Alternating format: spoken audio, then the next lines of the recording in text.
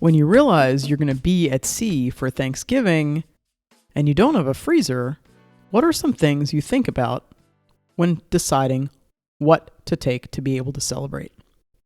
Hi, I'm Nika Waters, and welcome to the Boat Galley Podcast.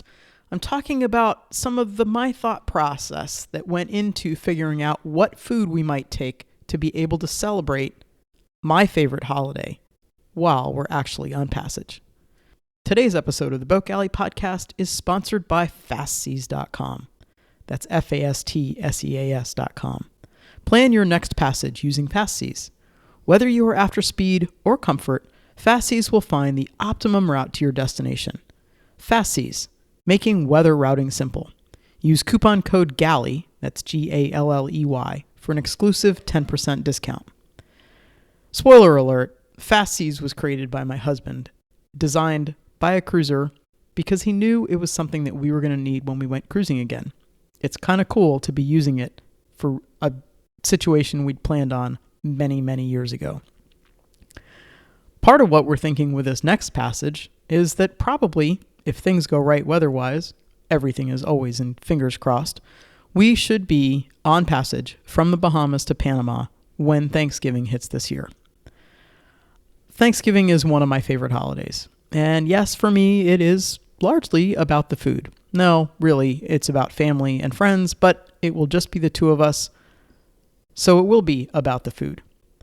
And I know that there are lots and lots of vegetarian options for Thanksgiving, and maybe we're going to wind up going that way because we don't have a freezer. I am a lover of veggie sides for this holiday, but I do kind of like a meat main course. Most of our daily eating is mostly bean and veggie, and making Thanksgiving and a meat kind of a meal even more special. So how do I go about thinking about what I'm going to do? Right now, we have access to a car and reasonable access to grocery stores.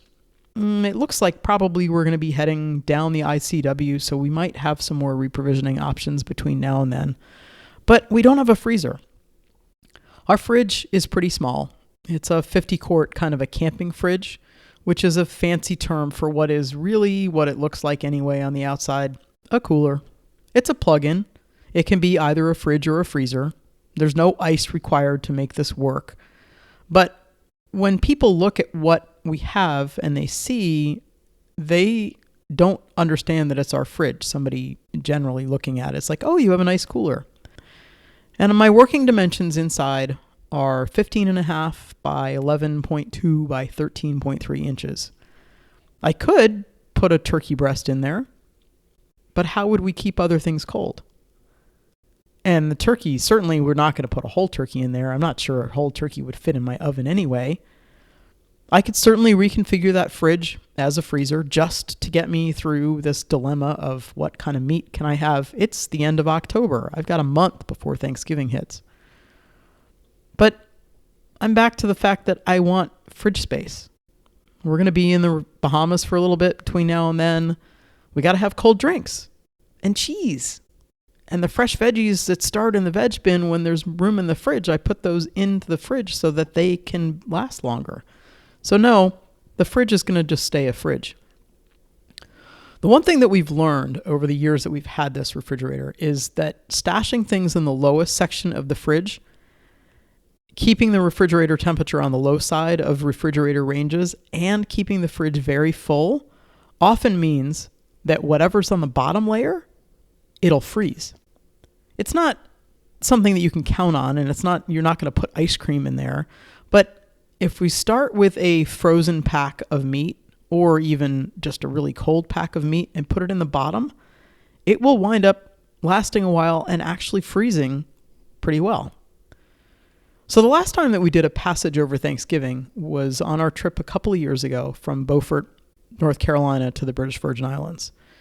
And for that trip, I actually got a couple of vacuum-packed pork tenderloins. And I must have done the last provisioning similarly here in Deltaville, because I don't think we stopped anywhere with access to provisioning between now and when we actually left.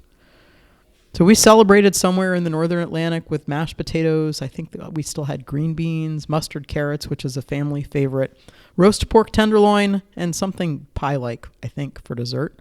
It was a total success.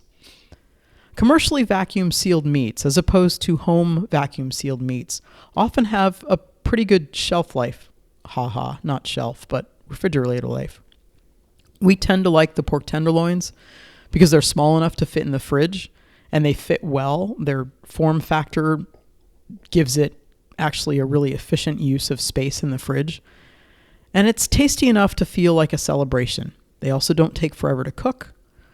I've never eaten a turkey tenderloin, but I did see one of those yesterday when I was shopping. But the use or freeze by date was like 2 days from now. And while I will push the use or freeze by date for a bit, I'm not going to do it for 4 weeks. So I wasn't going to grab that turkey tenderloin. And I'm hoping that when we hit the next provisioning spot, that I'll be able to find some small commercially vacuum sealed meat option. Maybe a small turkey breast, maybe a turkey tenderloin, maybe a pork tenderloin with a use or freeze by date that I can work with a little bit. The sides, as I said, are fairly standard. We always have to have mashed potatoes and mustard carrots. And hopefully there will be another kind of green vegetable if we still have some left in the bin. I don't know, might be cabbage. Maybe I'll see how long Brussels sprouts last. No idea. Otherwise, I'm already starting to investigate some delicious vegetarian options for the main course. Maybe stuffed squash. Maybe a lentil shepherd's pie.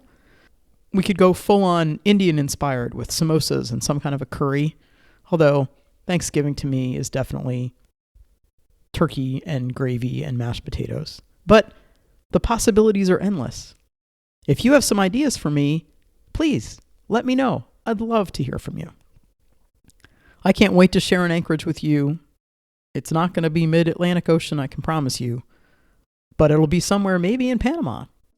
And we can toast to our incredible good fortune at being able to live this amazing, amazing life.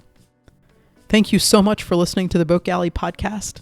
The Boat Galley and theboatgalley.com is all about making boat life better. And we certainly hope we've helped you do that today. Have the most spectacular week.